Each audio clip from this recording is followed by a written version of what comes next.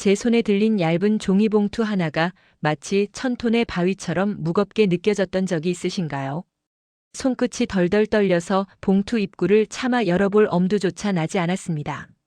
눈앞이 하얗게 번지고 숨이 턱 막혀오는 그 순간 저는 제 인생이 송두리째 바뀌었다는 사실을 실감했습니다. 고향에서는 3년을 꼬박 하루도 쉬지 않고 일해야 만져볼까 말까 한 큰돈이었습니다. 그런데 한국에서는 고작 한 달, 그것도 말이 통하지 않아 실수만 연발했던 저에게 이 돈을 쥐어주었습니다. 이게 꿈이라면 영원히 깨지 않기를 바랐고 현실이라면 제가 감당할 수 없는 축복에 무릎이라도 꿇고 싶었습니다. 여러분이라면 어떠셨을까요? 평생을 가난하지만 명예롭게 살아야 한다고 배웠던 신념이 이 낯선 땅의 엄청난 현실 앞에서 무너져 내릴 때 그 벅찬 충격을 사랑 하나만 믿고 견뎌낼 수 있었을까요? 본 영상은 스토리를 재구성한 이야기입니다. 여러분의 따뜻한 구독과 좋아요가 영상 제작에 큰 힘이 됩니다. 시청하고 계신 지역은 어디신지 댓글 남겨주세요. 인도네시아의 작은 시골 마을, 저는 그곳에서 아이들을 가르치는 선생님이었습니다. 사리, 그게 제 이름입니다. 마을 사람들은 저를 이부살이라고 부르며 존경의 눈빛을 보내주곤 했습니다.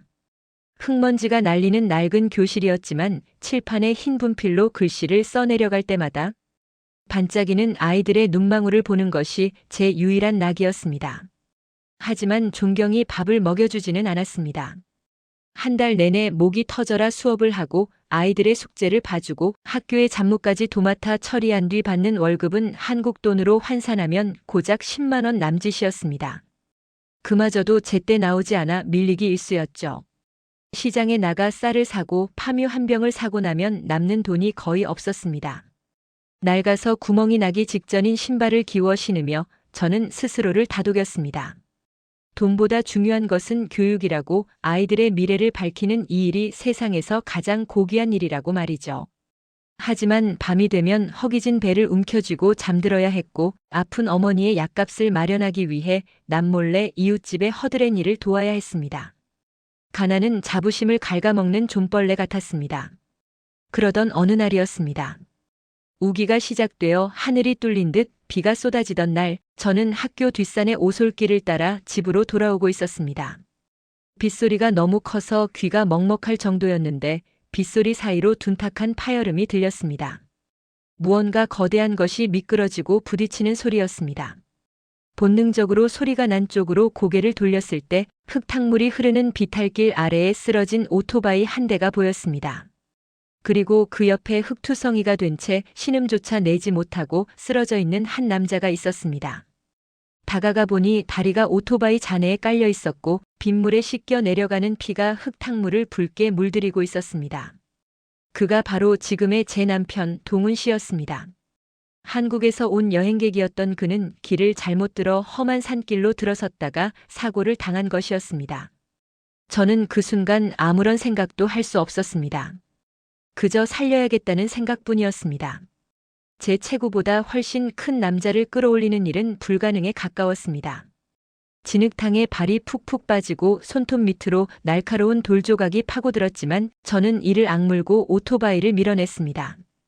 비명 한 번 지르지 못하고 기절해 있는 그를 겨우겨우 끌어안아 근처의 비를 피할 수 있는 동굴 처마 밑으로 옮겼습니다. 제 옷은 찢어지고 온몸이 진흙범벅이 되었지만 그의 가슴에 귀를 대고 심장이 뛰는지 확인하는 순간 안도의 한숨이 터져나왔습니다. 마을 의사 선생님을 모셔오고 며칠 밤낮을 그의 곁에서 간호했습니다. 열이 펄펄 끓어 헛소리를 하는 그의 이마에 물수건을 올려주며 저는 낯선 이방인의 얼굴을 가만히 들여다보았습니다. 투박하지만 선해 보이는 인상, 고통 속에서도 저를 보며 미안해하는 눈빛. 말이 통하지 않아도 느낄 수 있는 진심이 있었습니다. 동훈 씨는 건강을 회복한 뒤에도 한동안 마을을 떠나지 않았습니다. 생명의 은인인 저에게 어떻게든 보답하고 싶어 했습니다. 하지만 제가 돈을 받지 않겠다고 완강히 거절하자 그는 대신 학교에 부서진 책걸상을 고쳐주고 지붕을 수리해 주었습니다. 땀을 뻘뻘 흘리며 서툰 솜씨로 망치질을 하는 그의 뒷모습을 보며 제 마음속에도 작은 파동이 일기 시작했습니다. 그는 떠나는 날 제 손을 잡고 서툰 인도네시아어로 말했습니다. 살이, 당신은 나에게 새로운 생명을 주었어요. 내가 평생 당신을 지켜주고 싶습니다. 나와 함께 한국으로 갑시다. 그 말은 단순한 고백이 아니라 제 인생을 건 제안이었습니다. 가족들은 반대했습니다. 말도 안 통하는 먼 나라로 가서 어떻게 살 거냐고, 내가 가진 선생님이라는 직업을 버리고 가는 게 말이 되냐고 울부짖었습니다. 하지만 제 눈에는 동훈 씨의 따뜻한 눈빛만이 보였습니다. 가난하지만 자존심 하나로 버텼던 제 삶에 그는 처음으로 기댈 곳이 되어준 사람이었습니다. 그렇게 저는 30년 동안 살았던 고향을 떠나 비행기에 몸을 실었습니다. 한국에 도착했을 때 저는 모든 것이 낯설고 두려웠습니다. 인천공항의 번쩍이는 불빛, 쉴 새 없이 지나가는 자동차들, 그리고 차가운 바람. 동훈 씨는 제 손을 꼭 잡고 안심시켜 주었지만 제 심장은 멈출 줄 모르고 뛰었습니다. 우리는 경기도의 한 작은 도시, 동훈 씨가 사는 빌라에 신혼살림을 차렸습니다. 남편은 성실한 기술자였습니다. 아침 일찍 출근해서 기름때가 묻은 작업복을 입고 밤늦게 돌아왔습니다. 저는 집에만 있는 것이 미안해서 동훈 씨 몰래 일거리를 찾기 시작했습니다. 한국말을 거의 못하는 제가 할 수 있는 일은 많지 않았습니다. 다행히 시어머니의 소개로 집 근처의 작은 전자부품 조립 공장에 취직할 수 있었습니다. 첫 출근 날 저는 잔뜩 긴장했습니다. 고향에서는 아이들을 가르치는 선생님이었지만 여기서는 말 한마디 못하는 외국인 노동자일 뿐이었습니다. 하루 종일 앉아서 손톱만한 부품을 조립하는 일은 생각보다 고됐습니다. 목이 뻐근하고 허리가 끊어질 듯 아팠습니다. 하지만 불평할 수 없었습니다. 남편도 이렇게 힘들게 일해서 저를 데려왔다는 생각에 손가락 끝이 갈라지고 피가 배어나올 때까지 나사를 조이고 또 조였습니다. 공장 사람들은 말이 없는 저를 답답해했지만 저는 묵묵히 제 몫을 해냈습니다. 점심시간에 나오는 급식은 정말 맛있었습니다. 따뜻한 쌀밥과 고기 반찬을 볼 때마다 고향에 있는 가족들 생각이 나서 목이 메었습니다. 내가 여기서 열심히 벌어서 엄마 약값도 보내고 동생들 학비도 보태야지. 그 다짐 하나로 버텼습니다. 그리고 드디어 한 달이 지났습니다. 월급날이었습니다. 공장 사장님은 저를 사무실로 부르셨습니다. 사리 씨, 한 달 동안 고생 많았어요. 처음이라 서툴 줄 알았는데 손이 야무지네. 이거 이번 달 월급이에요. 사장님은 두툼한 노란 봉투를 제게 내밀었습니다. 저는 두 손으로 공손히 봉투를 받았습니다. 묵직했습니다. 떨리는 손으로 봉투를 열어 현금을 확인하는 순간 저는 제 눈을 의심했습니다. 5만 원권 지폐가 수두룩하게 들어있었습니다. 총 200만 원. 인도네시아 돈으로 환산하면 약 2,300만 루피아나 되는 거금이었습니다. 숨이 턱 막혔습니다. 다리가 후들거려 서 있을 수가 없어서 그 자리에 주저앉고 말았습니다. 고향에서 제가 선생님으로 일하며 3년, 아니 꼬박 3년을 한 푼도 쓰지 않고 모아야 만질 수 있는 돈이었습니다. 새벽부터 밤까지 아이들을 가르치고 학부모들을 상담하고 학교 청소까지 도맡아 하며 받았던 그 쥐꼬리만 한 월급과 비교하니 머릿속이 하얘졌습니다. 고작 한 달. 나사를 조였을 뿐인데 억울함인지 감사함인지 아니면 충격인지 모를 감정이 뒤섞여 눈물이 왈칵 쏟아졌습니다. 사장님은 제가 우는 것을 보고 당황해서 왜 그래요? 돈이 모자라요? 라고 물으셨지만 저는 고개를 세차게 저으며 봉투를 가슴에 품고 오열했습니다. 이 돈이면 우리 마을에서는 무너져가는 집을 새로 지을 수 있습니다. 동생들을 대학까지 보낼 수 있고 어머니가 평생 드실 약을 사고도 남을 돈입니다. 제가 고향에서 느꼈던 그 지독한 가난과 무력감이 이 얇은 봉투 하나로 해결될 수 있다는 사실이 믿기지 않았습니다. 동시에 그동안 10만 원을 벌기 위해 아둥바둥 살았던 제 지난날이 스쳐 지나가며 가슴이 미어지듯 아팠습니다. 저는 떨리는 손으로 핸드폰을 꺼내 환율 계산기를 두드려보고 또 두드려보았습니다. 숫자는 거짓말을 하지 않았습니다. 이것은 현실이었습니다. 한국이라는 나라가 주는, 그리고 제 노동의 대가로 주어진 기적이었습니다. 퇴근길 저는 봉투를 품에 안고 집으로 뛰어갔습니다. 버스를 탈 생각도 못하고 그저 달렸습니다. 찬 바람이 볼을 때렸지만 춥지 않았습니다. 현관문을 열고 들어가자마자 마중 나온 남편 동훈 씨를 붙잡고 저는 엉엉 울음을 터뜨렸습니다. 남편은 놀란 눈으로 저를 안아주며 무슨 일이냐고 물었습니다. 저는 봉투를 내밀며 더듬거리는 한국어로 말했습니다. 여보, 돈이 너무 많아요. 이거 맞아요? 나 경찰 잡혀가요? 남편은 봉투를 확인하더니 피식 웃음을 터뜨리며 저를 더 꽉 안아주었습니다.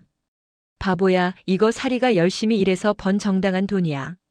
한국 최저시급이 얼만데 당연히 받아야지. 고생했어.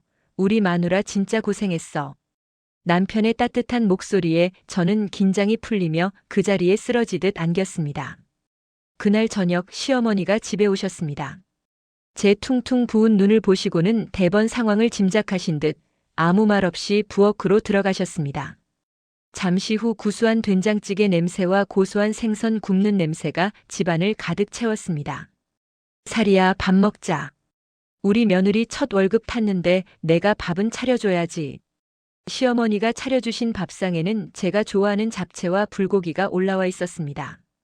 김이 모락모락 나는 하얀 쌀밥 위에 생선살을 발라 올려주시며 시어머니가 말씀하셨습니다.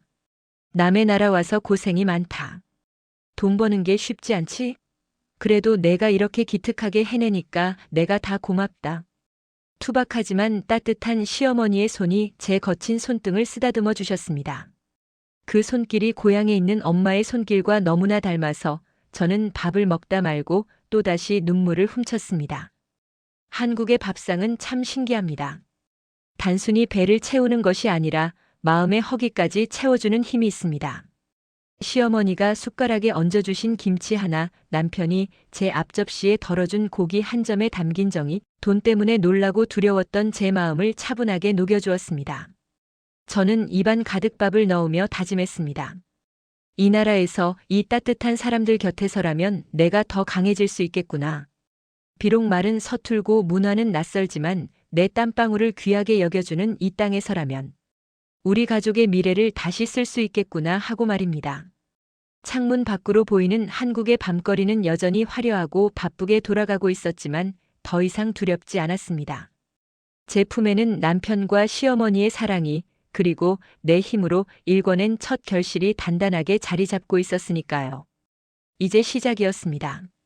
저는 눈물을 닦고 남편을 향해 환하게 웃어 보였습니다. 하지만 그 행복한 저녁 식사가 끝날 무렵 뜻밖의 소식이 저를 기다리고 있을 줄은 꿈에도 몰랐습니다. 휴대폰이 요란하게 울렸고 화면에는 고향에 있는 동생의 이름이 떠 있었습니다. 밝은 목소리로 전화를 받았지만 수화기 너머로 들려오는 동생의 목소리는 파르르 떨리고 있었습니다. 누나, 엄마가 갑자기 쓰러지셨어. 순식간에 눈앞이 캄캄해졌습니다. 방금 전까지 느꼈던 그 벅찬 희망이 차가운 공포로 바뀌어 제 심장을 조여왔습니다.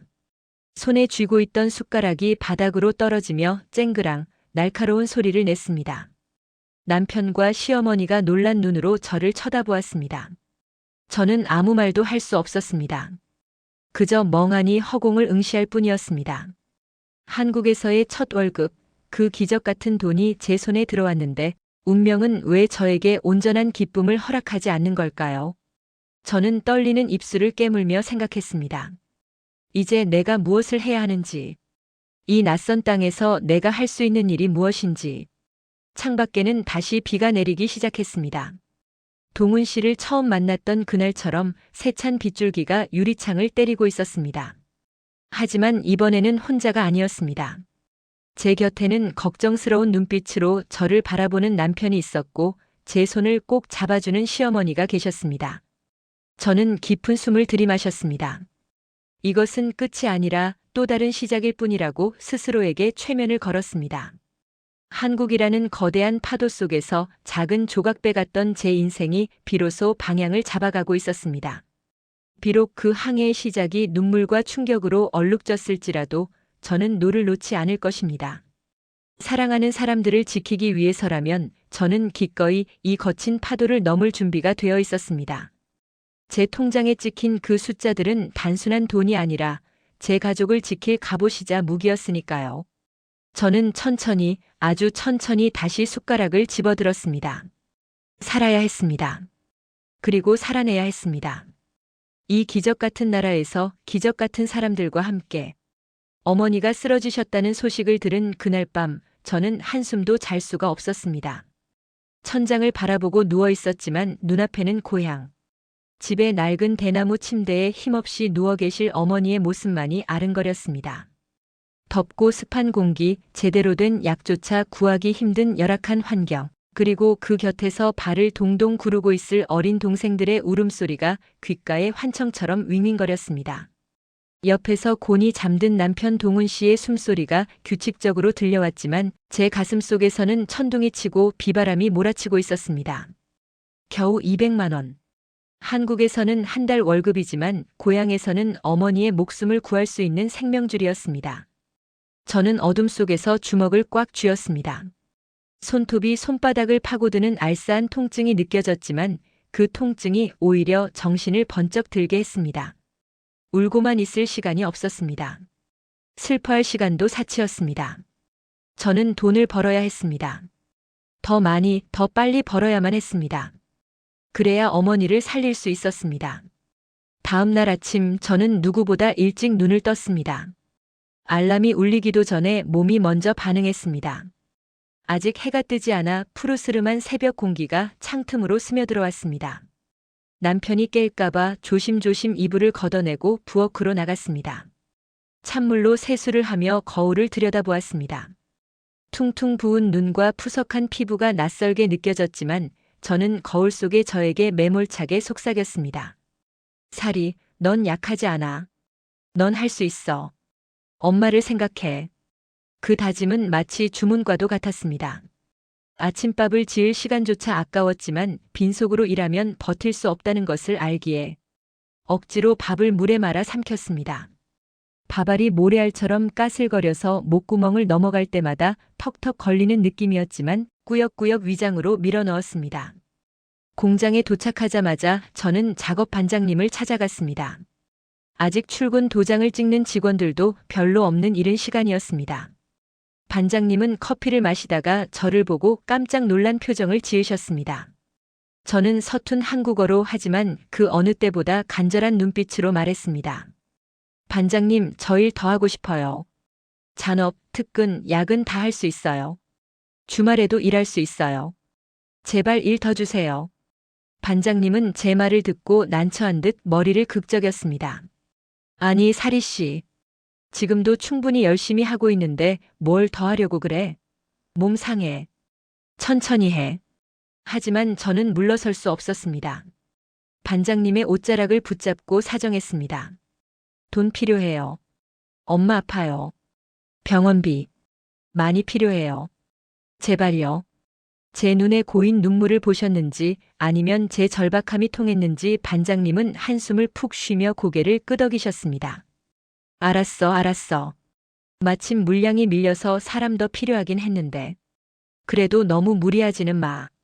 그 허락이 떨어지자마자 저는 감사의 인사를 몇 번이나 하고 작업복으로 갈아입었습니다. 그날부터 저의 전쟁 같은 일상이 시작되었습니다. 오전 8시 30분 작업 라인이 돌아가는 벨소리와 함께 저의 하루도 톱니바퀴처럼 맞물려 돌아갔습니다. 제 담당 업무는 전자회로 기판에 아주 작은 나사를 조립하는 일이었습니다. 처음에는 손에 익지 않아 버벅거렸지만 이제는 눈을 감고도 할 수 있을 만큼 익숙해져 있었습니다. 하지만 익숙해진다는 것이 덜 힘들다는 뜻은 아니었습니다.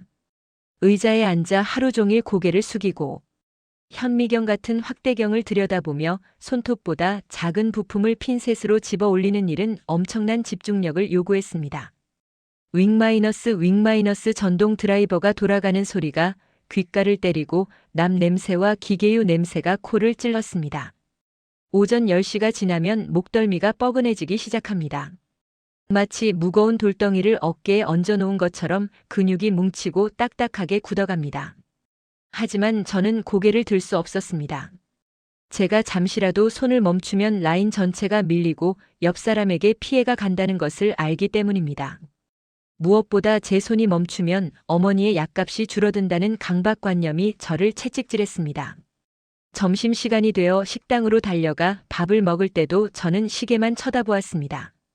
10분 만에 밥을 마시듯 해치우고 다시 작업장으로 돌아와 남들보다 먼저 자리에 앉았습니다. 동료 언니들이 살이야, 좀 쉬면서 해. 커피라도 한 잔해. 라며 말을 건넸지만 저는 웃으며 고개만 저을 뿐이었습니다. 쉴 수 없었습니다. 1분 1초가 저에게는 돈이었으니까요. 오후 3시 가장 졸리고 힘든 시간입니다. 창문으로 들어오는 햇살은 따뜻해 보였지만 공장 안의 공기는 탁하고 무거웠습니다. 눈이 뻑뻑하고 시야가 흐릿해질 때마다 저는 허벅지를 꼬집으며 정신을 차렸습니다. 이 나사 하나가 10원이다. 100개를 조이면 1000원이다. 1000개를 조이면 머릿속으로 끊임없이 계산기를 두드렸습니다. 고향의 환율을 생각하면 이 작은 나사 하나가 쌀 한 줌이 되고 약 한 알이 된다는 사실이 저를 버티게 했습니다. 손가락 끝에 물집이 잡히고 굳은 살이 배겨 감각이 무뎌졌지만 저는 반창고를 칭칭 감고 다시 드라이버를 잡았습니다. 손목이 시큰거릴 때는 파스를 덕지덕지 붙였습니다. 파스 냄새가 진동을 해도 부끄럽지 않았습니다. 그 냄새는 제가 열심히 살고 있다는 증거였으니까요. 퇴근 시간인 오후 6시가 되었지만 저는 집에 가지 않았습니다. 남들은 모두 수고하셨습니다. 인사를 하고 옷을 갈아입으러 가는데 저는 잔업을 신청한 명단에 이름을 적고 다시 자리에 앉았습니다. 텅 빈 공장에 몇몇 잔업자들만 남아 기계 소리와 싸웠습니다. 밤 9시, 10시. 시간은 더디게만 흘렀습니다. 밖은 이미 캄캄한 어둠에 잠겼고 공장 안의 형광등 불빛만이 창백하게 저를 비추고 있었습니다. 허리가 끊어질 듯 아파오고 다리가 퉁퉁 부어 신발이 꽉 끼었지만 저는 멈추지 않았습니다. 야간 수당은 평소 시급의 1.5배라는 사실만이 제 머릿속을 지배했습니다. 집에 돌아오는 길 버스 안에서 저는 기절하듯 잠이 들곤 했습니다. 정류장을 놓칠 뻔한 적도 여러 번이었습니다. 현관문을 열고 들어서면 남편 동훈 씨가 걱정스러운 얼굴로 저를 맞이했습니다. 살이, 또 야근했어? 내가 그러지 말라고 했잖아. 당신 몸 다 망가져. 남편은 제 부르튼 손을 잡고 속상해하며 어쩔 줄 몰라 했습니다. 저는 애써 밝게 웃으며 말했습니다. 괜찮아요, 여보. 나 힘 안 들어요. 한국 돈 버는 거 재밌어요. 거짓말이었습니다. 온몸이 두들겨 맞은 듯 아팠고 당장이라도 쓰러져 자고 싶었습니다. 하지만 남편에게 짐이 되고 싶지 않았습니다. 남편도 하루 종일 현장에서 힘들게 일하고 온 것을 아는데 저까지 아프다고 징징거릴 수는 없었습니다. 시어머니는 더욱 안타까워하셨습니다. 주말에 반찬을 바리바리 싸들고 오셔서는 제 얼굴을 쓰다듬으며 눈시울을 붉히셨습니다. 아이고, 이게 무슨 꼴이니?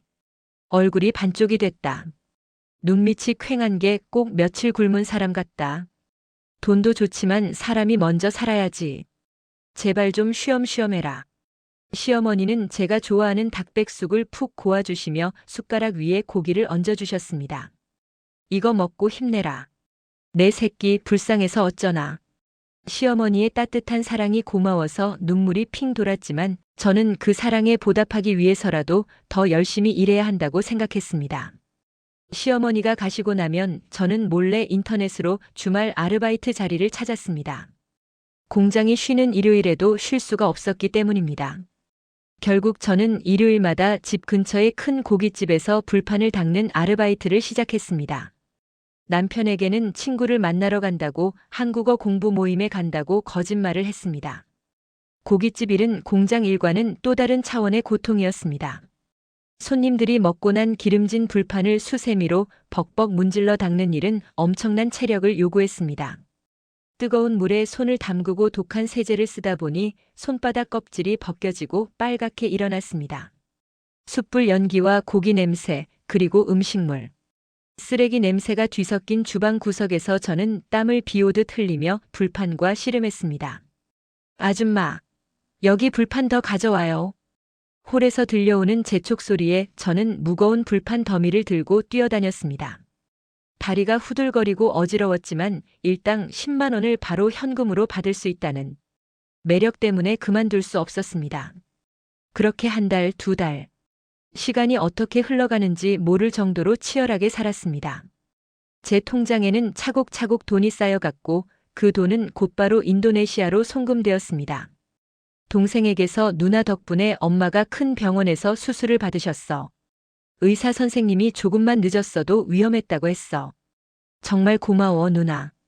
라는 문자를 받았을 때 저는 공장 화장실 변기 위에 앉아 소리 죽여 울었습니다. 제 고생이 헛되지 않았다는 안도감, 그리고 엄마를 살렸다는 벅찬 기쁨이 밀려왔습니다. 하지만 그 기쁨 뒤에는 제 몸이 보내는 위험 신호가 숨어 있었습니다. 어느 날부터인가 아침에 일어나면 머리가 핑 돌고 속이 울렁거리는 증상이 나타나기 시작했습니다. 처음에는 그저 너무 무리해서 피곤해서 그런 거라고 생각했습니다. 어제 너무 늦게 잤나 봐. 야식으로 먹은 라면이 체했나? 그렇게 대수롭지 않게 넘겼습니다. 하지만 증상은 날이 갈수록 심해졌습니다. 공장에서 납땜 냄새를 맡으면 헛구역질이 올라와서 몇 번이나 화장실로 뛰어가야 했습니다. 점심시간에 식당 근처만 가도 김치 냄새, 국 냄새가 역하게 느껴져서 밥을 먹을 수가 없었습니다. 동료들은 살이야, 어디 아파? 안색이 너무 창백해. 라고 걱정했지만 저는 아니에요. 그냥 속이 좀 안 좋아요. 소화제 먹으면 괜찮아요. 라고 둘러댔습니다. 입맛이 뚝 떨어져서 밥을 거의 못 먹게 되자 기운이 더 달렸습니다. 빈속에 진통제와 소화제를 털어넣으며 버텼습니다. 약을 먹으면 속이 쓰리고 타들어가는 것 같았지만 아픈 티를 낼 수 없어서 꾹 참았습니다. 남편 동훈 씨는 제가 밥을 잘 못 먹는 걸 보고 걱정이 태산 같았습니다. 살이, 병원 가보자. 어디 안 좋은 거 아니야? 내가 같이 가줄게. 남편이 제 손을 잡아 끌었지만 저는 완강하게 거절했습니다. 병원에 가면 돈이 듭니다. 그리고 만약 큰 병이라도 있다고 하면 일을 못하게 될까봐 겁이 났습니다. 아니에요, 여보. 그냥 한국 음식이 매워서 그래요. 나 튼튼해요. 걱정하지 마요. 저는 남편을 안심시키기 위해 억지로 웃으며 남편이 사온 빵을 꾸역꾸역 입에 넣었습니다. 목이 메어 물 없이는 삼킬 수 없었지만 맛있게 먹는 척 연기를 해야 했습니다. 그러던 어느 일요일이었습니다. 그날따라 고깃집에는 손님이 미어터졌습니다. 단체 손님이 들이닥쳐 주방은 전쟁터 같았습니다. 설거지통에는 닦아야 할 불판과 그릇이 산더미처럼 쌓여 있었고 뜨거운 물의 열기와 식기세척기에서 뿜어져 나오는 스팀 때문에 숨쉬기조차 힘들었습니다. 이모, 여기 컵 좀 빨리 줘요. 불판 아직 안 됐어요? 여기저기서 고함이 들려오고 저는 정신없이 손을 놀렸습니다. 고무장갑 안은 땀으로 흥건해서 질척거렸고 앞치마는 이미 물과 음식물 찌꺼기로 엉망이 되어 있었습니다. 갑자기 속에서 뜨거운 것이 울컥 치미는 느낌이 들었습니다. 참을 수 없는 메스꺼움이었습니다. 저는 급히 입을 틀어막고 주방 구석의 하수구로 달려가 헛구역질을 했습니다. 위액밖에 나오지 않았지만 속이 뒤집히는 고통은 끔찍했습니다. 잠시 숨을 고르려고 벽에 기대어 섰는데 세상이 빙글빙글 돌기 시작했습니다. 주방의 형광등 불빛이 길게 늘어지며 눈앞에서 춤을 추는 것 같았습니다. 귓가에는 윙마이너스 하는 이명소리가 날카롭게 들려왔고 사람들의 목소리가 물속에서 듣는 것처럼 웅웅거리며 멀어졌습니다. 저 아줌마 왜 저러지? 누군가의 목소리가 희미하게 들렸습니다. 저는 중심을 잡으려고 싱크대 모서리를 꽉 잡았지만 다리에 힘이 하나도 들어가지 않았습니다. 바닥이 마치 솜니불처럼 푹신하게 느껴지더니 제 몸이 제 의지와 상관없이 스르르 아래로 꺼지는 기분이 들었습니다. 눈앞이 서서히 캄캄해졌습니다. 마치 텔레비전 전원이 꺼지듯 시야의 가장자리부터 검은색 커튼이 쳐지는 것 같았습니다. 안 되는데. 일해야 하는데. 불판 닦아야 하는데. 돈 받아야 하는데. 마지막까지 제 머릿속을 채운 생각은 오직 그것뿐이었습니다. 손에 들고 있던 수세미가 힘없이 바닥으로 툭 떨어졌습니다.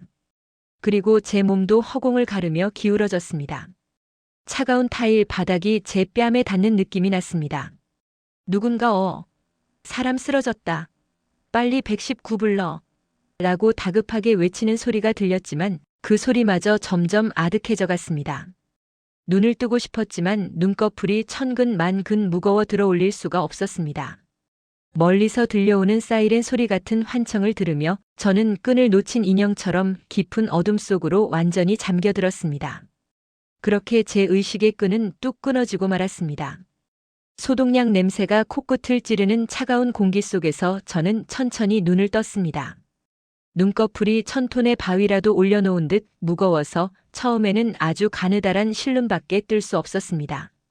흐릿한 시야 사이로 가장 먼저 들어온 것은 눈이 부시도록 하얀 천장의 형광등 불빛이었습니다. 그 불빛이 너무나 강렬해서 미간을 찌푸리자 귓가에서 규칙적으로 울리는 B-, B- 하는 기계음 소리가 고막을 타고 뇌리 깊숙이 파고들었습니다. 저는 본능적으로 손가락을 까닥거려 보았습니다. 손등에 꽂힌 링거 바늘에서 서늘한 액체가 혈관을 타고 흘러들어오는 차가운 감각이 느껴졌습니다. 그제야 제가 집에 있는 낡은 침대 위가 아니라 병원에 있다는 사실을 깨달았습니다. 사리, 정신이 들어? 귀에 익은 목소리가 다급하게 들려왔습니다. 고개를 아주 천천히 옆으로 돌리자 남편 동훈 씨의 얼굴이 시야에 들어왔습니다. 남편의 눈은 며칠 밤을 새운 사람처럼 붉게 충혈되어 있었고 눈가가 짓물러 퉁퉁 부어 있었습니다. 제 손을 잡고 있는 그의 투박한 손이 사시나무 떨듯 떨리고 있었습니다. 그 떨림이 제 피부로 고스란히 전해져 와 가슴 한구석이 찌릿하게 아려왔습니다. 입을 열어 괜찮다고 말하고 싶었지만 목구멍이 바싹 말라붙어 쉰 소리만 새어나왔습니다. 입술을 달싹이자 남편은 황급히 물 묻은 거즈를 가져와 제 입술을 적셔주었습니다. 차가운 물기가 메마른 입술 사이로 스며들자 비로소 정신이 조금 더 맑아지는 기분이 들었습니다. 그때 하얀 가운을 입은 의사 선생님이 차트를 들고 커튼을 걷으며 들어왔습니다. 은퇴 안경 너머로 보이는 눈빛은 차분했지만 어딘가 모르게 엄숙한 기운이 감돌았습니다. 의사 선생님은 잠시 모니터의 수치들을 확인하더니 저와 남편을 번갈아 바라보며 입을 열었습니다. 환자분 깨어나셔서 다행입니다. 하마터면 큰일 날 뻔했어요. 저는 겁이 덜컥 났습니다. 혹시 제 몸에 무슨 큰 병이라도 생긴 건 아닐까, 수술비가 많이 나오면 어쩌나 하는 걱정이 순식간에 머릿속을 뒤덮었습니다. 공장에서 맡았던 남 냄새가 문제였을까, 아니면 고깃집에서 너무 무거운 불판을 들어서 허리가 나간 걸까. 온갖 부정적인 생각들이 꼬리에 꼬리를 물고 이어지던 찰나 의사 선생님의 입에서 전혀 예상치 못한 말이 흘러나왔습니다. 임신입니다. 그것도 쌍둥이네요. 순간 병실 안의 공기가 멈춘 것 같았습니다. 윙윙거리는 에어컨 소리도 복도를 지나가는 간호사들의 발자국 소리도 모두 사라지고 오직 임신이라는 단어 하나만이 제 머릿속에서 메아리처럼 울려 퍼졌습니다. 저는 멍하니 의사 선생님을 쳐다보았습니다. 잘못 들은 게 아닐까 싶어 눈을 깜빡였습니다. 네? 임신이요? 제가요? 네, 임신 7주 차입니다. 아기집이 2개나 보여요. 아주 건강한 녀석들이 자리를 잡았습니다. 의사 선생님은 옅은 미소를 지으며 모니터 화면을 가리켰습니다. 흑백의 자글자글한 화면 속에 콩알만 한 점 2개가 선명하게 찍혀 있었습니다. 그 작은 점들이 제 뱃속에 있다는 사실이 도무지 실감이 나지 않았습니다. 그런데 의사 선생님의 표정이 다시 진지해졌습니다. 하지만 산모님 몸 상태가 말이 아닙니다. 극심한 영양실조의 과로까지 겹쳐서 유산 직전까지 갔었어요. 도대체 몸을 어떻게 굴리신 겁니까? 며칠만 더 늦었어도 아이들은 물론이고 산모님 목숨까지 위험할 뻔했습니다. 지금 당장 입원해서 절대 안정을 취하지 않으면 장담 못합니다. 의사 선생님의 호통에 가까운 경고에 저는 할 말을 잃었습니다. 그동안 제가 했던 무모한 행동들이 주마등처럼 스쳐 지나갔습니다. 밤샘 잔업을 하고 무거운 불판을 나르고 밥 대신 진통제를 삼키며 버텼던 시간들. 그 모든 순간에 제 뱃속에는 이 작은 생명들이 숨쉬고 있었습니다. 죄책감이 거대한 파도처럼 밀려와 가슴을 쳤습니다. 내가 내 손으로 아이들을 죽일 뻔했다니. 저는 떨리는 손으로 배를 감싸 쥐었습니다. 납작하고 딱딱하게 굳어있는 배 안에서 보이지 않는 2 생명이 저를 원망하고 있는 것만 같아 눈물이 핑 돌았습니다. 그 순간 옆에 서 있던 남편이 바닥에 털썩 주저앉으며 오열하기 시작했습니다. 으아앙. 하는 짐승 같은 울음소리가 병실을 가득 채웠습니다. 남편은 제 침대 시트를 움켜쥐고 고개를 파묻은 채 어린아이처럼 펑펑 울었습니다. 미안해, 사리야. 내가 못난 놈이야. 마누라 임신한 줄도 모르고 일만 시키고. 내가 죽일 놈이야. 으헝. 남편의 어깨가 격렬하게 들썩였습니다. 항상 듬직하게 저를 지켜주던 남편이 이렇게 무너지는 모습은 처음이었습니다. 그때 병실 문이 쾅 열리며 시어머니가 뛰어들어오셨습니다. 소식을 듣고 한달음에 달려오신 듯 머리는 헝클어져 있었고 신발도 짝짝이로 신고 계셨습니다. 시어머니는 주저앉아 우는 남편과 멍하니 누워있는 저를 보시더니 상황을 파악하시고는 그대로 제게 달려와 저를 으스러져라 끌어안으셨습니다. 아이고 내 새끼. 아이고 사리야. 이게 무슨 일이니? 쌍둥이라니, 세상에 쌍둥이라니. 시어머니의 뜨거운 눈물이 제 목덜미를 적셨습니다. 시어머니는 제 뺨을 어루만지며 울먹이셨습니다. 내가 미쳤지. 며느리 얼굴이 반쪽이 되는데도 돈 번다고 좋아라 하고 있었으니 내가 시험이 자격도 없다. 돈이 뭐가 중요하다고. 빚은 내가 콩팥을 팔아서라도 갚을 텐데 귀한 내 손주들을 품은 몸을 이 지경으로 만들었어. 미안하다, 정말 미안하다 사리야. 가족들의 통곡 소리 속에서 저는 비로소 참았던 눈물을 터뜨렸습니다. 슬픔의 눈물이 아니었습니다. 안도감과 미안함 그리고 벅찬 감동이 뒤섞인 뜨거운 액체였습니다. 남편의 손을 잡고 시어머니의 품에 안겨 울면서 저는 맹세했습니다. 이제는 절대로 무리하지 않겠다고, 이 아이들을 목숨 걸고 지키겠다고 말입니다. 안정을 찾은 후 간호사 선생님이 휠체어를 가져와 저를 산부인과 검사실로 데려갔습니다. 한국의 병원은 정말 놀라웠습니다. 호텔처럼 깨끗한 복도와 최첨단 기계들, 그리고 무엇보다 의료진들의 친절함이 고향의 병원과는 비교도 할 수 없었습니다. 초음파 검사를 하는데 의사 선생님이 스피커 볼륨을 높여주셨습니다. 쿠마이너스 쿵, 쿠마이너스 쿵, 쿠마이너스 쿵, 쿠마이너스 쿵. 심장 소리였습니다. 기차 소리처럼 힘차고 빠른 박동 소리가 진료실 안에 울려 퍼졌습니다. 하나가 아니라 두 개의 리듬이 묘하게 섞여 웅장한 교향곡처럼 들렸습니다. 들리세요? 아주 건강합니다. 엄마가 힘들게 일하는데도 이 녀석들이 악착같이 버텨줬네요. 효자들이에요. 그 소리를 듣는 순간 온몸에 전율이 흘렀습니다. 살아있구나. 내 안에 생명이 둘이나 살아있구나. 제 배 위에 발라진 차가운 젤의 느낌도 잊은 채 저는 화면 속에서 반짝거리는 작은 점들을 하염없이 바라보았습니다. 검사가 끝나고 원무과에서 수납을 하려는데 남편이 걱정스러운 표정으로 지갑을 꺼냈습니다. 응급실에 입원까지 했으니 병원비가 엄청날 것이라고 생각했습니다. 하지만 직원은 웃으며 노란색 카드를 내밀었습니다. 국민행복카드 발급 신청 도와드릴게요. 쌍둥이라서 정부에서 지원금이 100만 원 넘게 나와요. 오늘 검사비랑 입원비는 이걸로 다 결제되고도 남습니다. 그리고 보건소 가시면 철분제랑 영양제도 무료로 드려요. 저는 제 귀를 의심했습니다. 100만 원? 인도네시아에서는 상상도 할 수 없는 큰 돈을 단지 임신했다는 이유만으로 국가에서 공짜로 준다는 것이 믿기지 않았습니다. 고향에서는 병원비가 없어서 산모들이 집에서 아이를 낳다가 목숨을 잃는 경우가 허다했습니다. 그런데 한국은 아이를 낳으라고 돈을 주고 약을 주고 병원비를 깎아주었습니다. 한국. 정말 좋은 나라예요. 저도 모르게 서툰 한국어로 중얼거렸습니다. 남편은 제 어깨를 감싸 안으며 씩씩하게 말했습니다. 그럼 우리 사리가 한국 사람 다 됐는데 나라에서 당연히 해줘야지.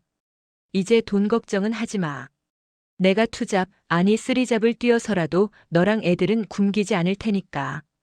퇴원 후 제 삶은 180도 달라졌습니다. 시어머니와 남편의 철통 같은 감시 아래 저는 공주님 생활을 하게 되었습니다. 공장도 고깃집도 모두 그만두게 했습니다. 남편은 출근하면서 제게 신신당부했습니다. 절대로 집안일도 하지 마. 설거지 쌓아둬. 내가 와서 할게. 화장실 청소도 금지야. 그냥 누워서 숨만 쉬고 있어. 시어머니는 매일 아침마다 오셔서 청소와 빨래를 해주시고 몸에 좋다는 음식은 다 구해다 날라주셨습니다. 잉어즙, 호박즙, 전복죽. 냉장고가 터져나갈 지경이었습니다. 처음 며칠은 그저 먹고 자고 쉬는 것이 좋았습니다. 하지만 평생을 치열하게 일하며 살아온 저에게 무의도식은 또 다른 고문이었습니다. 몸은 편해졌지만 마음 한구석이 불안했습니다. 남편 혼자 새벽부터 밤늦게까지 일하며 땀 흘리는 모습을 보면 미안해서 견딜 수가 없었습니다. 나도 뭔가 돕고 싶은데 앉아서 할 수 있는 일은 없을까? 무료함을 달래기 위해 저는 부엌을 서성거렸습니다. 입덧이 가라앉자 미칠 듯한 식욕이 찾아왔는데 특히 고향의 매운맛이 사무치게 그리웠습니다. 한국의 고추장이나 김치도 맛있었지만 인도네시아 특유의 톡 쏘고 알싸한 산발 SAMBAL 소스가 너무 먹고 싶었습니다. 하지만 한국 마트에서는 제대로 된 산발을 팔지 않았습니다. 인터넷으로 주문하려니 비싸기도 하고 배송도 오래 걸렸습니다. 그럼 내가 직접 만들어 볼까? 저는 냉장고를 뒤지기 시작했습니다. 고향의 재료는 없었지만 한국에는 훌륭한 대체제가 있었습니다. 매운맛이 강한 청양고추, 감칠맛 나는 멸치 액젓, 싱싱한 마늘과 양파. 이것들을 잘 배합하면 비슷한 맛을 낼 수 있을 것 같았습니다. 저는 절구에 청양고추와 마늘을 넣고 빻기 시작했습니다. 쿵, 쿵, 쿵. 돌절구가 부딪히는 소리가 마치 제 심장 소리처럼 경쾌하게 들렸습니다. 멸치 액젓을 졸여서 풍미를 더하고 설탕 대신 매실청을 넣어 달콤함을 추가했습니다. 그리고 마지막으로 뜨거운 기름을 부어 치잉 마이너스 소리와 함께 고소한 향을 입혔습니다.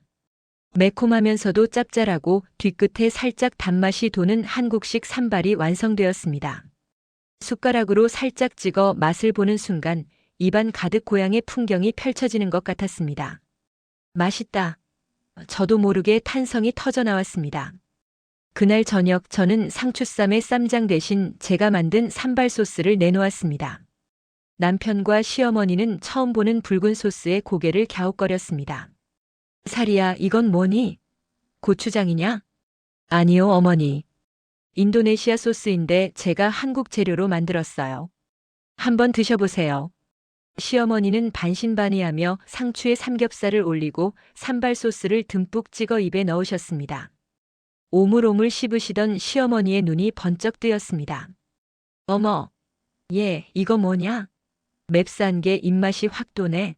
멸치 액젓 맛도 나고 청양고추 맛도 나는데 뭔가 다르다. 되게 개운해.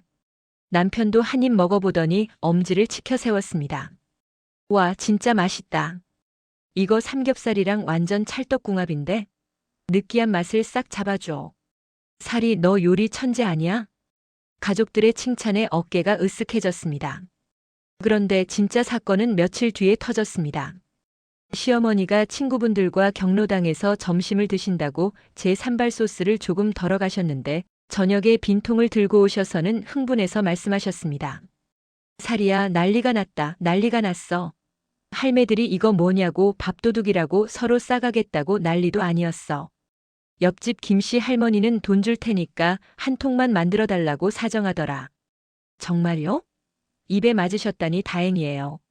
그냥 다행인 수준이 아니야. 내일 모레 아파트 장터 열리는데 거기서 한번 팔아보자고 하더라. 너 힘드니까 내가 가서 팔게. 넌 집에서 재료 배합만 해줘. 어떠니? 가슴이 두근거렸습니다. 무거운 짐을 나르지 않아도 내 손끝에서 나온 맛으로 돈을 벌 수 있다는 희망이 보였습니다. 저는 그날 밤 남편과 함께 시장에 가서 청양고추와 마늘을 박스째로 사왔습니다. 깨끗이 씻은 유리병 50개를 준비하고 밤새도록 고추를 빻고 양념을 끓였습니다. 매운 냄새가 온 집안에 진동했지만 코가 맵기는커녕 향기롭게만 느껴졌습니다. 남편은 옆에서 라벨지에 며느리표 마약 산발이라고 서툰 글씨를 써서 붙여주었습니다. 대망의 장터날. 시어머니는 카트에 소스병을 싣고 나가셨고 저는 집에서 초조하게 기다렸습니다.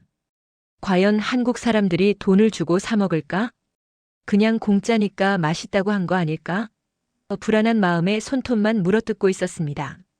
그런데 나간 지 2시간도 채 되지 않아 시어머니가 텅 빈 카트를 끌고 춤을 추듯 들어오셨습니다. 다 팔았다. 완판이야, 완판. 없어서 못 팔았어. 시어머니는 앞치마 주머니에서 꼬깃꼬깃한 1,000원짜리와 10,000원짜리 지폐 뭉치를 꺼내 식탁 위에 쏟아부으셨습니다. 사람들이 시식 한 번 하더니 2병, 3병씩 집어가더라. 나중에는 줄까지 섰어. 어떤 젊은 새댁은 인터넷에는 안 파냐고 묻더라. 살이야, 내가 해냈다.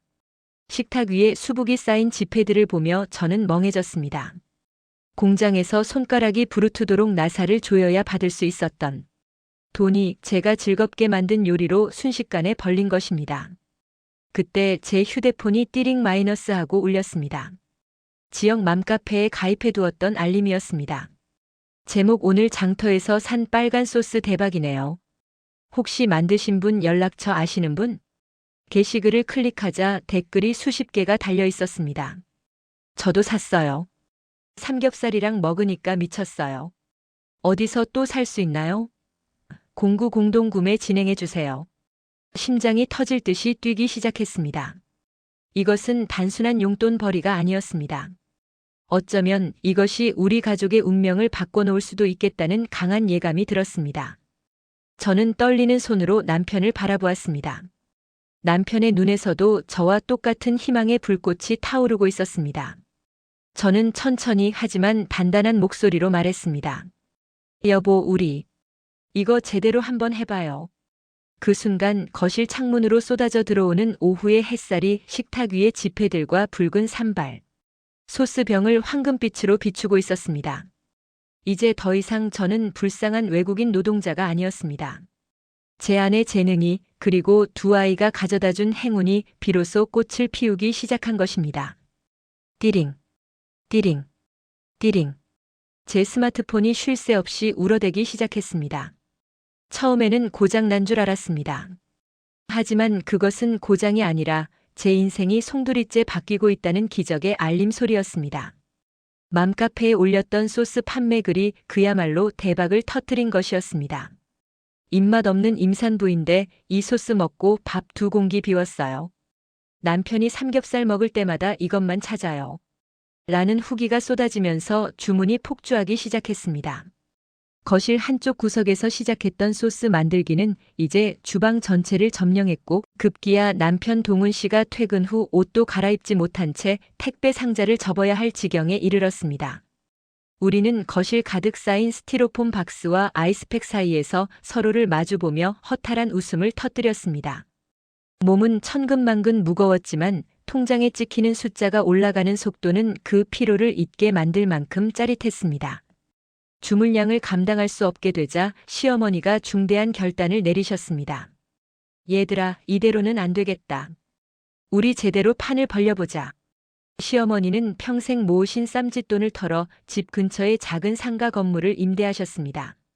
살인의 수제 산발이라는 간판을 걸고 정식으로 사업자 등록을 냈습니다. 5평 남짓한 작은 주방이었지만 저에게는 그 어떤 대기업 빌딩보다 크고 웅장해 보였습니다. 낡은 앞치마를 두르고 하얀 위생 모자를 쓴 채 커다란 육수 통 앞에서 붉은 소스를 젓고 있는 제 모습이 거울에 비칠 때마다 가슴이 벅차올랐습니다. 보글보글 끓어오르는 소스의 붉은 거품이 마치 제 안에서 용솟음치는 열정처럼 느껴졌습니다. 매운 고추 향이 코끝을 톡 쏘고 눈물을 쏙 빼게 만들었지만 그 매운 향기는 저에게 향수보다 더 향그러운 성공의 냄새였습니다. 사업은 날로 번창했습니다. 입소문은 무서운 속도로 퍼져나가 지역 방송국에서 취재 요청이 들어올 정도였습니다. 한국 며느리가 된 인도네시아 새댁의 기적의 소스라는 타이틀로 방송이 나간 날 홈페이지 서버가 다운되는 사태까지 벌어졌습니다. 우리는 동네 이웃분들을 아르바이트로 고용해야 했습니다. 좁은 가게 안은 붉은 소스 병을 포장하는 아주머니들의 웃음소리와 박스테이프를 뜯는 찡 마이너스 소리로 가득 찼습니다. 남편은 아예 다니던 직장에 휴직계를 내고 배송과 영업을 전담하기 시작했습니다.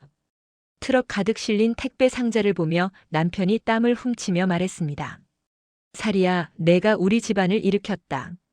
정말 고맙다. 그 투박한 한마디에 지난날의 고생이 눈 녹듯 사라지는 기분이었습니다. 어느 날 오후 은행에 들러 인도네시아로 송금을 했습니다. 예전에는 10만 원, 20만 원을 보내면서도 수수료가 아까워 벌벌 떨었는데 이번에는 달랐습니다. 0이 몇 개나 더 붙은 큰 금액을 송금하면서도 손이 떨리지 않았습니다. 오히려 가슴이 뜨거워졌습니다. 고향에 있는 동생에게 전화를 걸었습니다. 누나, 돈 들어왔어. 세상에 이 돈이면 엄마 집 지붕을 다 고치고도 남아. 옆집 땅도 살 수 있겠어. 수화기 너머로 들려오는 동생의 흥분한 목소리와 뒤에서 훌쩍이는 어머니의 울음소리가 들려왔습니다. 사리야, 내 딸아. 고생해서 번 돈을 이렇게 다 보내면 어떡하니? 밥은 먹고 다니니? 어머니의 걱정스러운 목소리에 저는 씩씩하게 대답했습니다. 엄마 걱정 마. 나 여기서 사장님이야. 한국 사람들이 내 음식 맛있다고 줄을 서. 나중에 엄마랑 동생들 다 한국으로 초대할게. 비행기 표 내가 다 보내줄 거야. 전화를 끊고 은행 문을 나서는데 파란 하늘이 유난히 높고 맑아 보였습니다. 낯설고 두렵기만 했던 이 도시의 풍경이 이제는 저를 품어주는 따뜻한 보금자리처럼 느껴졌습니다. 계절이 바뀌어 찬 바람이 불기 시작할 무렵 드디어 산통이 찾아왔습니다.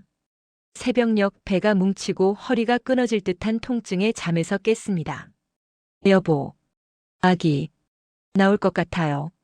제 신음소리에 남편은 용수철처럼 튀어 일어났습니다. 미리 싸두었던 출산 가방을 챙겨 들고 병원으로 향하는 차 안에서 남편은 제 손을 잡고 덜덜 떨고 있었습니다. 사리야, 조금만 참아. 다 왔어. 숨 크게 쉬어. 후. 남편의 손바닥에서 배어나오는 식은땀이 제 손을 축축하게 적셨습니다. 병원 분만실에 도착하자마자 진통은 본격적으로 시작되었습니다. 하늘이 노래지고 뼈가 뒤틀리는 고통이 밀려왔습니다. 소리를 지를 힘조차 없어 짐승 같은 울음만 토해냈습니다. 산모님 힘주세요. 아이 머리 보여요. 조금만 더. 의사 선생님과 간호사들의 다급한 외침 속에서 저는 마지막 남은 힘을 쥐어짜냈습니다. 눈앞이 하얗게 전멸하고 정신이 아득해지는 순간 응애 마이너스 하는 우렁찬 울음소리가 분만실의 공기를 갈랐습니다. 첫째 왕자님 나왔습니다. 자, 1분 뒤에 둘째도 나옵니다. 산모님 조금만 더 힘내세요. 잠시 후 또 하나의 울음소리가 겹쳐지며 세상에서 가장 아름다운 이중창이 울려 퍼졌습니다. 쌍둥이였습니다. 핏덩이 같은 두 아이를 제 가슴 위에 올려주었을 때 그 따뜻하고 묵직한 생명의 무게에 저는 모든 고통을 잊고 하염없이 눈물을 흘렸습니다. 꼬물거리는 작은 손가락, 힘차게 뛰는 심장 소리, 양수 냄새와 섞인 비릿하지만 향긋한 아기 냄새. 그 모든 것이 기적이었습니다. 밖에서 초조하게 기다리던 남편과 시어머니가 들어오셨습니다. 남편은 아이들을 보자마자 다리에 힘이 풀려 주저앉으며 엉엉 울었고 시어머니는 제 땀에 젖은 머리카락을 쓸어 넘겨주시며 장하다, 내 며느리. 정말 고생했다. 고맙다. 라고 몇 번이나 되뇌셨습니다. 조리원에서의 이주는 꿈만 같았습니다. 한국의 산후조리 문화는 정말 세계 최고였습니다. 따뜻한 온돌방에서 마사지를 받고 영양 가득한 미역국을 하루에 4끼씩 먹으며 몸을 회복했습니다. 창밖으로 눈이 내리는 풍경을 바라보며 남편과 나란히 앉아 이야기를 나누었습니다. 남편이 제 어깨를 감싸며 물었습니다. 사리야, 기억나? 처음 한국 왔을 때 내가 200만 원 받고 울었던 거. 저는 피식 웃음을 터뜨렸습니다. 당연히 기억나죠. 그때는 그 돈이 세상 전부인 줄 알았으니까요. 지금 생각하면 참 바보 같았어요. 남편은 제 손을 잡고 부드럽게 쓰다듬었습니다. 아니야, 바보 같은 게 아니라 그게 진짜였지. 내가 그 돈을 얼마나 소중하게 생각했는지 아니까 내가 더 열심히 살아야겠다고 다짐했었어. 사리야, 나한테 와줘서 고마워. 너 아니었으면 나 아직도 흙바닥에서 구르고 있었을 거야. 우리는 서로의 눈을 바라보며 말없이 미소 지었습니다. 가난하고 힘들었던 지난 날들이 주마등처럼 스쳐 지나갔지만 이제는 그것조차 아름다운 추억으로 느껴졌습니다. 우리는 서로의 아픔을 보듬어주며 단단해진 진짜 가족이 되어 있었습니다. 1년 뒤 우리 집 거실은 알록달록한 풍선과 현수막으로 화려하게 장식되었습니다. 바로 쌍둥이들의 첫 돌잔치 날이었습니다. 아이들은 제가 직접 디자인한 고운 색동 한복을 입고 방긋방긋 웃고 있었습니다. 양가 친척들은 물론이고 소스 공장 직원분들, 동네 이웃분들까지 많은 분이 찾아와 축하해 주셨습니다. 거실 한가운데 차려진 돌상에는 떡과 과일, 그리고 실타래와 엽전, 연필 등이 놓여 있었습니다. 사회를 맡은 남편 친구가 마이크를 잡고 외쳤습니다. 자, 이제 하이라이트. 돌잡이 시간입니다. 우리 쌍둥이들은 과연 무엇을 잡을까요? 사람들의 환호 속에 첫째는 망설임 없이 판사봉을 잡았고 둘째는 엽전을 꽉 쥐었습니다. 와! 하는 함성과 박수갈채가 쏟아졌습니다. 저는 한복 치맛자락을 잡고 남편과 함께 하객들에게 허리 숙여 인사했습니다. 이날 우리는 작은 이벤트를 준비했습니다. 돌잔치에 들어온 축의금 전액과 소스 판매, 수익금의 일부를 지역 다문화센터와 미혼모 시설에 기부하기로 한 것입니다. 봉투를 전달받은 센터장님이 눈시울을 붉히며 제 손을 잡으셨습니다. 사리 씨, 정말 감사합니다. 사리 씨처럼 성공해서 베푸는 모습이 다른 이주 여성들에게 얼마나 큰 희망이 되는지 모릅니다. 저는 수줍게 웃으며 대답했습니다. 아니에요. 제가 한국에 와서 받은 사랑에 비하면 아무것도 아니에요. 제가 힘들 때 손잡아 주신 분들이 계셨기에 지금의 제가 있을 수 있었으니까요. 그 순간 시어머니가 흐뭇한 표정으로 저를 바라보며 엄지손가락을 치켜 세우셨습니다. 그 눈빛 속에 담긴 자부심과 사랑이 저를 더욱 빛나게 만들어주는 것 같았습니다. 잔치가 끝나고 손님들이 모두 돌아간 뒤 고요해진 집 안에는 행복한 피로감이 감돌았습니다. 아이들은 곤히 잠들었고 남편과 저는 베란다에 서서 밤하늘을 올려다보았습니다. 도심의 불빛들이 별처럼 반짝이고 있었습니다. 처음 이 땅을 밟았을 때 느꼈던 막막함과 두려움은 이제 온데간데 없었습니다. 대신 그 자리에는 따뜻한 가족애와 미래에 대한 희망, 그리고 이 사회의 일원으로서 당당히 섰다는 자존감이 자리 잡고 있었습니다. 저는 남편의 어깨에 머리를 기대며 속삭였습니다. 여보, 나 지금 너무 행복해요. 꿈만 같아요. 남편은 제 어깨를 감싸 안으며 대답했습니다. 이건 꿈이 아니야, 사리. 우리가 함께 만들어낸 현실이야. 앞으로 더 행복하게 해줄게.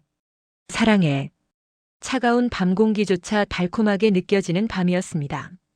저는 알고 있습니다. 앞으로도 살아가면서 크고 작은 시련들이 찾아오겠죠.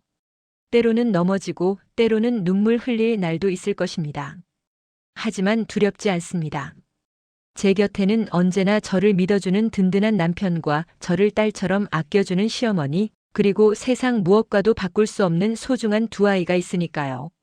그리고 무엇보다 낯선 땅에서 맨주먹으로 일어선 저 자신의 강인함을 믿으니까요.